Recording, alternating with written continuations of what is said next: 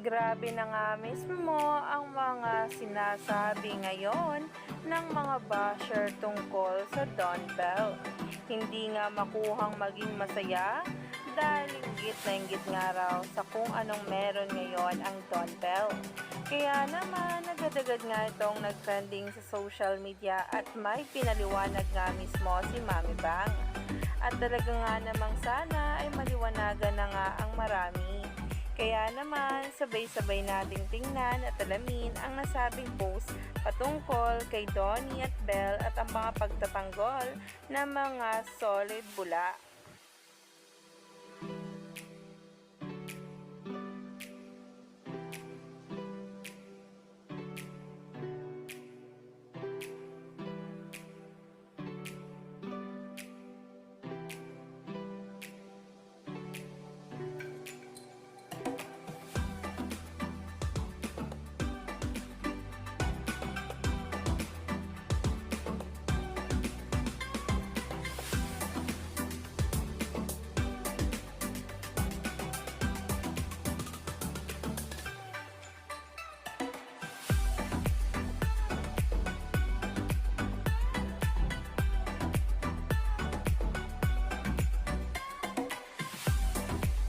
Ayon pa nga kay Mami Bang, hello, good morning sa inyo.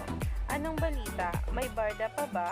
Ano itong nababasa ko na dapat daw mag-explain si Donnie dun sa issue sa TikTok?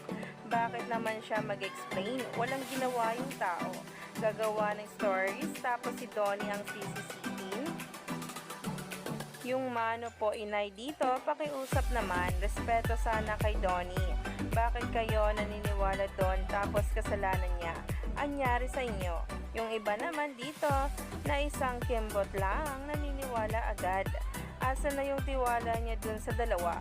Parang nung isang araw lang, busog kami sa ayuda. Biglang may nag-TikTok, duda agad. Sana naman matapos na ito, pakiusap lang naman, tigilan na natin please.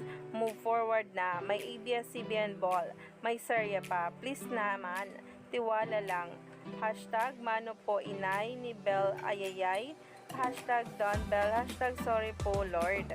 Yan nga mismo mga sinabi ni Mami Bang tungkol nga sa mga pambabas na natatanggap ngayon ni Donnie Pangilinan at Belle Mariano. Sana ay malinaw na ang lahat.